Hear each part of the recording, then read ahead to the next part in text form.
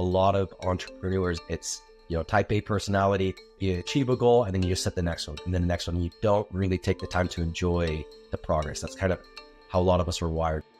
Surround yourself by really good people. Starting out with an advisory board and a really experienced CEO is 1000% the only reason that we were able to grow this fast, or really probably even grow at all. Welcome to the Founders Forum. I'm Blake Tengberg, a transactions attorney at Foley and Lardner. Well, today we have Bennett Maxwell from Dirty Dough joining us today. Bennett, please tell us a little bit about Dirty Dough. Dirty Dough is a gourmet cookie franchise. Started franchising just over 2 years ago, 2 years and a few months, and things are going a little crazy right now. Opening a lot of stores, making a lot of mistakes, doing a lot of things right, and a lot of things wrong. It's pretty typical challenges of a startup, right? For sure, yeah. Well, you guys have had an interesting journey over the last few years. I mean, tell me about some of the biggest challenges that you faced when you first started the company. Biggest challenge was, I guess, finding how we were going to differentiate from the market. Dirty Dough is an existing company that I purchased when it was just one store before it was a franchise. And there was a lot of these cookie companies coming up in this new category of the large gourmet, kind of multi-flavored, weekly rotating space. So that the first year after I purchased the company was just, how are we going to differentiate? And we landed on doing a centralized production facility and then doing stuffed cookies and multi-layered cookies. I think that was a decent challenge. Another decent challenge was just jumping into a new industry. Before this, I was doing door-to-door sales and I had a solar company. So jumping it from that over to food and franchising was definitely a big stretch. Yeah. So you were in solar before this, is that right? Yeah. How was that, obviously going from solar, I mean, it's all sales, right? But from solar to the food and bev industry, how difficult was that for you? I mean, I honestly didn't know the difference between a franchisee and a franchisor 2-3 years ago. So, I mean, it's a whole another set of vocabulary and words. And I'm talking to people and they're like, oh yeah, the FSOs and the FDD. And I'm like, what the hell is everybody talking about? I was able to bridge that gap, one, by getting good advisors. One of our second advisor owns the largest property management franchisor in the nation. And then also really early on, I hired a CEO that's been in food and franchising for 40 years now, started our own company and grew that to several hundred locations. So that definitely helped bridge the gap. But like you mentioned at the very beginning, it is sales. And I think that's why we were able to sell so many franchises, because that's kind of how my mind thinks. Yeah. So you kind of mentioned some of the ways that you guys tried to differentiate yourself in the early stages of the company, central production facility, kind of doing the stuff inside the cookies. Tell me a little bit about that. I mean, did that make a kind of a meaningful impact on your kind of bottom line, or did that help differentiate yourselves and your kind of with your competitors? Yeah, what we've advertised ourselves as, again, kind of putting the sales hat on, is what do people want to buy? And then let me go create that, rather than here's a company or a product or a service, and then let's go try to fit it into the market. I didn't have nothing needed to fit in a box, right? It was just wide open. So we've advertised ourselves as one of the most simplistic food franchise models. And that is due to the centralized production. If you don't have to make your cookies, you could reduce your staff drastically. You increase your quality control. Your overhead goes down at a per store basis. So we're opening stores, compared to the competition, typically half, sometimes even the third of the cost.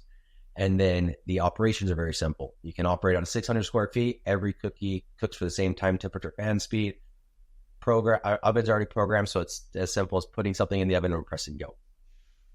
I mean, I was going to say that's probably really convenient for your franchisees. I mean, you came in not knowing anything about the market, cookies in general, and then had to sort of learn that on your own. And so that was probably really convenient for your franchisees, being like, I figured this out. You guys can do this as well.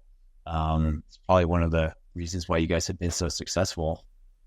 Yeah, I think that's the number one reason, is the simplicity. And probably the biggest objection that we would get and still get is, our cookies a fad? Is it frozen yogurt? Is it cupcakes?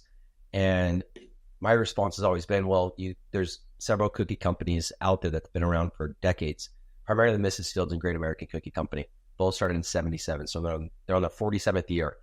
And they're doing something right. And what did they do? They did the centralized production model. So in the down economies, because all food is cyclical, when we're down, can you keep the lights on because you have such a low overhead? You could operate with one employee, low cost of goods, low square footage, low lease payments. Yeah. Well, I know you've got an interesting podcast called Deeper Than Dough, where you kind of talk a lot about, mental health, and you're a very strong advocate for mental health. Talk to me about, tell me more about the podcast and how that kind of helps you balance the demands and stresses of, the sort of journey that you've been on over the last few years. Yeah. It's free therapy. I'm turning my guest into therapist. No, when I had the solar company, I bought Dirty Dough. I was trying to run them both at the same time, working super hard, nights, weekends. I'm married, have 3 kids, and I just put everything aside. Like, I'm going to work, and I'm going to work hard, and I'm going to neglect my family for their own sake, right? That was the lie that I told myself. And then I finally, and I set these goals. I want to have some passive income. I want to have X amount of the bank and net worth and this and that. And I sold the solar company and I achieved that. And I felt great, but human nature is you go back to your normal baselines of happiness. So I realized that, and I'm like, crap, what do I immediately just set the next goal. So I need to snap out of that. And that's when I started down the path of my own mental health journey. Like, what's my purpose? What is my mission statement? And I landed on, it's all about joy and fulfillment, despite life's dirtiness. Obviously, it's a fun play on words with Dirty Dough, but it spoke to my journey. Don't wait to sell the solar company to be happier and more fulfilled. So then I did the podcast Deeper Than Dough, which is focusing on finding joy and fulfillment along the way. A lot of entrepreneurs, that's mainly who I interview. It's, type A personality. You achieve a goal and then you just set the next one, and then the next one. You don't really take the time to enjoy the progress. That's kind of how a lot of us are wired. So trying to snap back out of that. That's awesome. Well, that's great. And that's probably, again, there's a lot of entrepreneurship in Utah. And I think that probably means a lot to people to kind of take a step back and focus on the real goals of what's going on.